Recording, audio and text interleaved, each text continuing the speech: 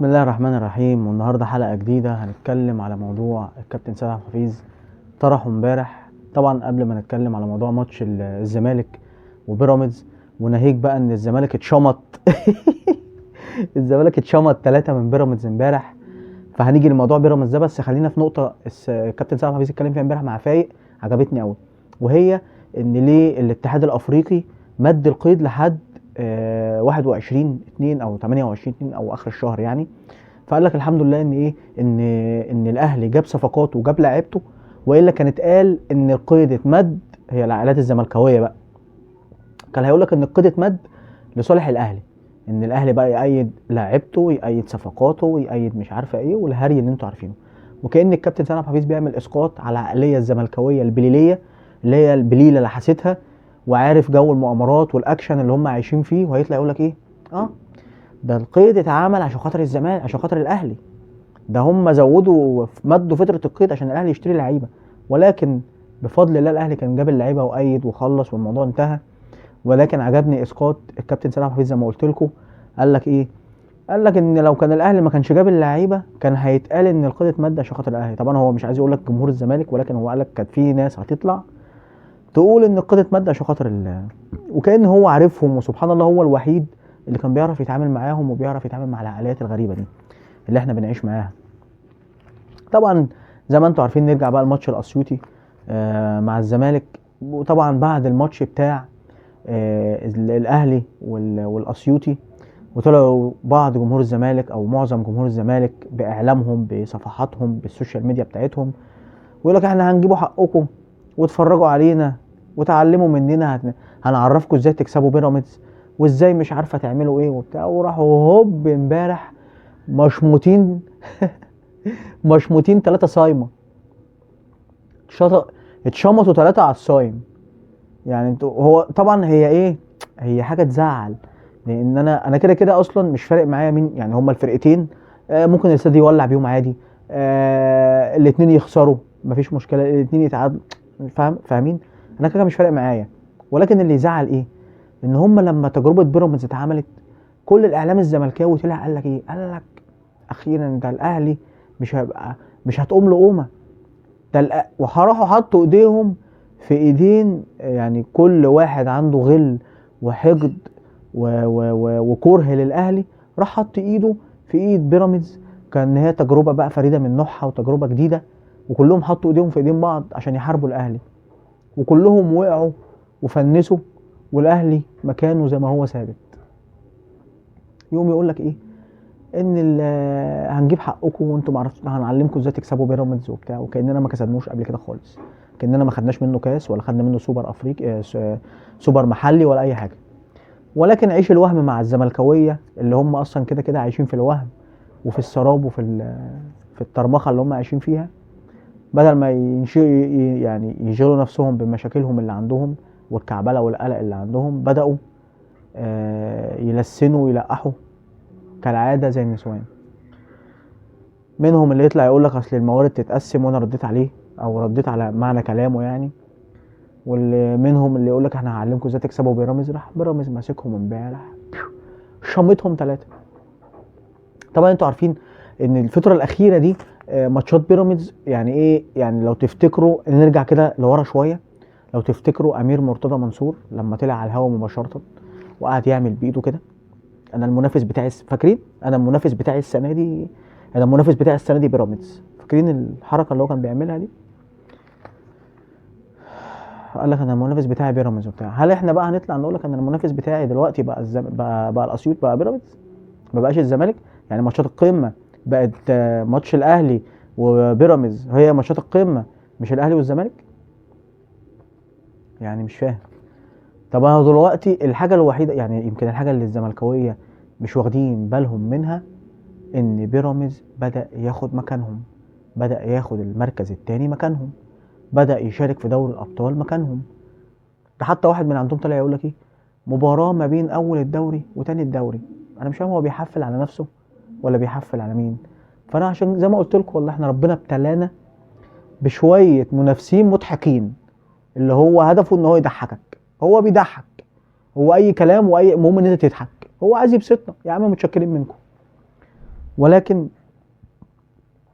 الحاجه اللي هم مش واخدين منها بالهم منها ان بيراميدز بدا ياخد مكانهم، وجمهور الزمالك ما بقاش واخد باله من النقطه دي، ان بيراميدز بدا ياخد مكانه في وصافه الدوري ثم دوري الابطال، وبقت ماتشاته كلها بيقال عليها ماتشات القمه، غير عكس الماتشات بتاعت الاهلي والزمالك. ويمكن ماتشات الاهلي وبيراميدز من وجهه نظري بقت اقوى من ماتشات الزمالك، لان انا كده كده ماتشات الزمالك انا عارف ان انا بكسب، فانا كده كده هتنزل هقوم جاي شنطك زي ما بشمطك على طول وهرنك والموضوع انتهى وخلصنا. انما ماتشات بيراميدز بقت اسخن واقوى، وانا ممكن عادي خالص بكل بساطه اقول لك انا المنافس بتاعي السنه دي او المنافس بتاعي اللي هو بقى هيبقى على طول هيبقى بيراميدز، بس هي ما بتتقاس كده يعني. المهم بيراميدز امبارح يا اخويا هوب زيو زيو زيو راح مشموط بالثلاثه، وقعدوا يقول لك بقى اصل احنا هنعلمكم ازاي تكسبوا بيراميدز، واتفرجوا علينا هنعملوا معاهم ايه، واتفرجوا عليهم الجمعه هناخدوا حقكم وهنجيبوا حقكم وما اعرفش ايه. راح زيو الاولاني، زيو التاني، زيو التالت، لما كان الرابع هيجي واتمشمطوا خالص امبارح، اتمشمطوا. الغريب بقى في الموضوع اللي جندني ويعني خلاني بقيت قاعد امبارح الكوره في الشوط الاولاني عرضيه المعلم الونش راح مطلعها بايده، ضربة جزاء، ده احنا شفناها من كذا زاويه. الغريب ان محدش من بيراميدز اعترض، ولا المدرب اللي كان عمال يتنطط من بره ولا اي حاجه. فقلنا يا جدعان خلاص ماشي غلطه تحكيم او ما اتعدت، هنشوف بقى بيانين او بيانين ثلاثه من اداره الاسيوطي تطلع تقول لك ان التحكيم احنا مستائين وحزنانين من التحكيم واللي وصلنا ليه في الماتش وبتاع. من ساعتها ولا حس ولا خبر ولا حد اعترض. الله، امال عرق النسا ده ما بيطلعش ليه غير في ماتشات الاهلي؟ يعني هو عرق النسا ده ما بينقحش عليهم غير في الماتشات بتاعتنا؟ يعني انا قلت هيعترضوا على الكره بتاعت الونش، محدش اعترض. نيجي عن ضربه الجزاء اللي كانت موجوده وما اتحسبتش، انا بتكلم عن الضربه الكره اللي جت في ايد الونش والعالم كله شافها، ازاي ما اعترضوش؟ يعني انت كنادي بيراميدز ازاي ما طلعتش بيان وقلت ان التحكيم موجه لنادي واحد؟ لا، عارفين ليه؟ عشان هم عايزين الاهلي، هو قدام الاهلي انا بزيطه بعمل غلوشه وبعمل اي حاجه وخلاص، المهم ان انا بعترض انا موجود. لكن هو مش عايز الزمالك، هو النادي اصلا معمول عشان خاطر يهد الاهلي وياخد مكانه. ما يعرفوش ان هو للاسف اخد مكانهم هم، والاهلي زي ما هو في مكانه ثابت ما اتغيرش وما اتحركش. قلنا هنشوف بيان 2 3، مفيش اي حاجه، ولا مدرب اعترض ولا اداره اعترضت ولا كيد، شغل كيد بقى، انتوا عارفين شغل الكيد بقى، انتوا عارفينه. زي ما قلت لكم القصه كلها قصه الاهلي. انا قلت بقى الدنيا هتقلب من امبارح، يطلعوا بقى يقول لك التحكيم ومش التحكيم، والتحكيم جامل الاهلي وضرب ده جايه في ايده والعالم كله شافها. ازاي هم ما شافوهاش؟ ما اعرفش. او ازاي التحكيم ما شافهاش؟ ما اعرفش. فين الفار؟ ما تعرفش. فين حكم الساحه؟ ما تعرفش. حد اعترض؟ ما حدش يتكلم ولا كأن حد. فين هاني سعيد اللي كان بيطلع؟ بس هم حسين الشحات يعمل اي حاجه يطلعوا يجروا زي التران، سيد عبد الحفيظ يطلع يتكلم يجروا زي التران، الشناوي يطلع يتكلم انتوا فاهميني؟ وراجل يا شيبي. طب ما ايه يا جدعان؟ ولا هو اللي حصل في الماتش امبارح ده مش فاهم؟ يعني هي القصه كلها في الاهلي؟ القصه كلها في الاهلي. قولوا بقى القصه كلها في الاهلي. طالما هي الموضوع كده يبقى عرق النسا اللي بينقح ده ما بينقحش غير في ماتشات الاهلي.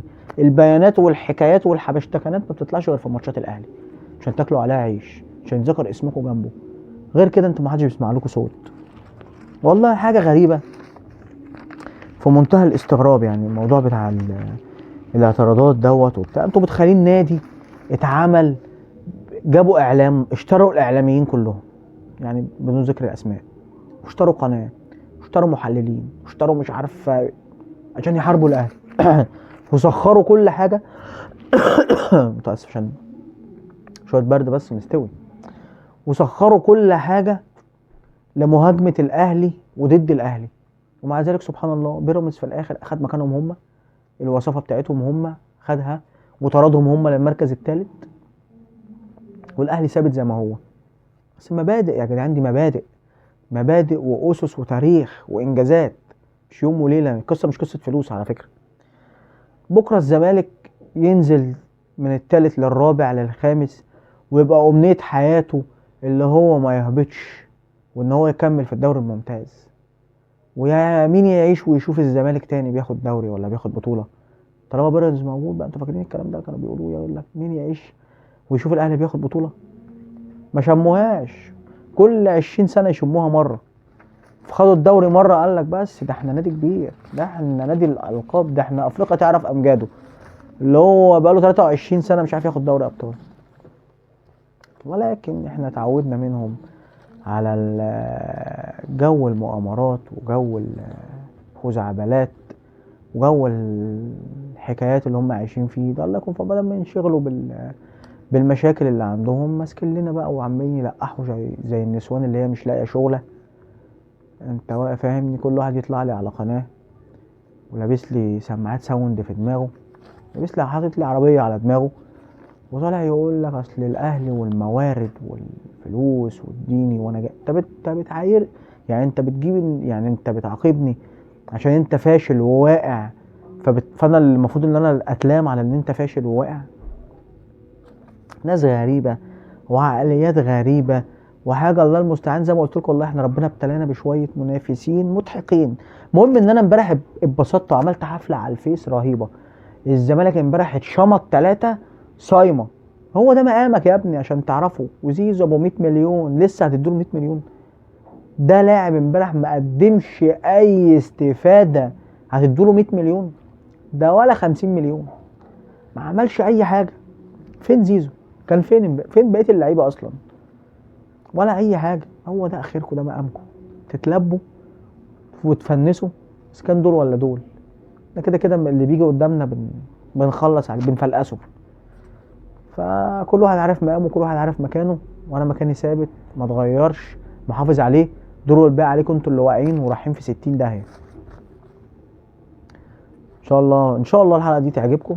وانا الصراحه كنت ناوي اعملها امبارح، بس انا امبارح من كتر التحفيل والانبساط ما كنتش هعرف اطلع اتكلم، فانا قلت اخليها بكره عشان نبقى ايه، بمزاج. في نهايه الحلقه اتمنى تكون الحلقه عجبتكم، وان شاء الله هتعجبكم. وانا لسه المشوار طويل واحنا مع بعضينا، وخليك بارد، ولسه الدوري طويل. الله يمسيه بالخير ابو معتز المشطشط. تصبحوا على خير.